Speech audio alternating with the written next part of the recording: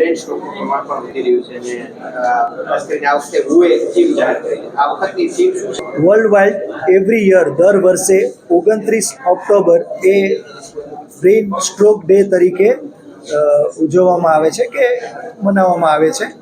આ વખતની થીમ છે કે વેન ઇટ ઇઝ જ્યારે બ્રેન સ્ટ્રોક આવે ત્યારે એવરી મિનિટ ઇઝ કાઉન્ટ.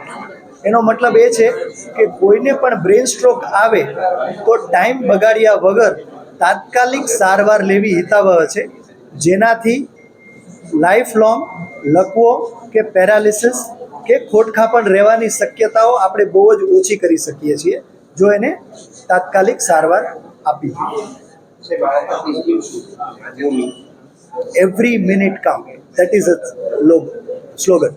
શું લક્ષણો હોય છે અને શું કાઢી રહે? જેમ આપણે ડિસ્કસ કર્યું કે ફાસ્ટ FAST, ફેસ વાંકું વળી જવું, ડ્રૂપિંગ થવું, હાથમાં કે પગમાં કમજોરી લાગવી, બોલવામાં તકલીફ પડવી અથવા સ્પીચ ચેન્જ થઈ જવી. આ 3 સિમ્ટમ દેખાય તો લાસ્ટ ઇઝ અ ટી કે time. It is a time to act very fast. ઝડપથી તાત્કાલિક સારવાર માટે કોઈ પણ નજીકની હોસ્પિટલમાં જવું જોઈએ. બ્રેન સ્ટ્રોકના કેસમાં વધારો થઈ રહ્યો છે અને યંગ સ્ટ્રોકમાં વધારે થઈ રહ્યો છે કે નાની ઉંમરે બ્રેન સ્ટ્રોકના કેસીસ વધી રહ્યા છે. એના મેઇન કારણોમાં આપણી લાઈફસ્ટાઈલ કે જે રેગ્યુલર લાઈફસ્ટાઈલ નથી, સ્ટ્રેસ લેવલ ઘણું વધી ગયું છે આજના જીવનમાં, એ પણ એક કારણ હોઈ શકે.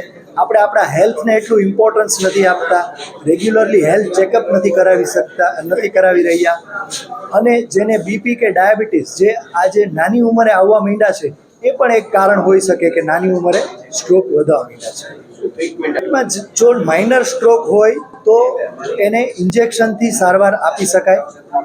જો મેજર સ્ટ્રોક હોય તો એને મિકેનિકલ થ્રોમ્બેક્ટોમી કે જેમાં જે નળી બ્લોક હોય તેમાં સ્ટેન્ટ મૂકી એ ક્લોટ ખેંચી લેવાનો અને લોહીનો પ્રવાહ જે મગજના ભાગમાં બંધ થઈ ગયો હોય એને રીએસ્ટાબ્લિશ તાત્કાલિક કરવાનો, જેનાથી રિકવરીના ચાન્સીસ બહુ વધે.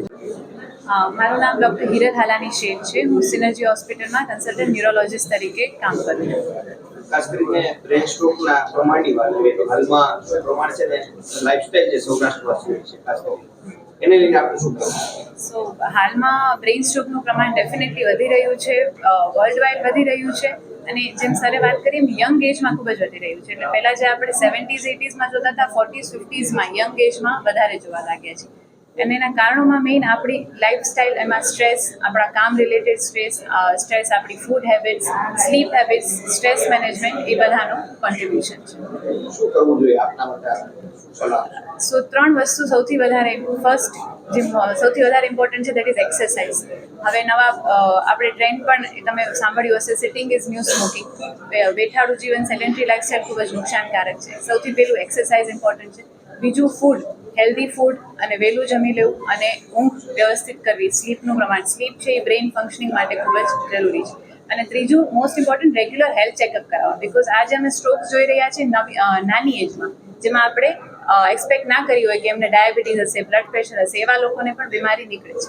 એટલે at least once in a year annually આપણા હેલ્થ ચેકઅપ ફેમિલી ફિઝિશિયન પાસે કરાવતા રહેવું જરૂરી છે.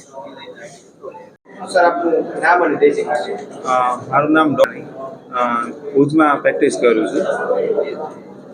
આપને બ્રેન સ્ટ્રોક આવ્યો તો ક્યારે આવ્યો તો તમને કઈ રીતે ખ્યાલ આવ્યો ને ટુ પછી? બી પ્રિસાઇઝ 4/3/2025 આવ્યો હતો. સવારે 11:30 આવ્યો હતો. ત્યારે મેં અચાનકથી ઇન્જેક્શન આપ્યું. પછી ફરીથી હું રાજકોટ ગયો, મિકેનિકલ થ્રોમ્બેક્ટોમી, એને મેળે ફરીથી સારું થઈ ગયું. શું આપ બીજા લોકોને શું સલાહ?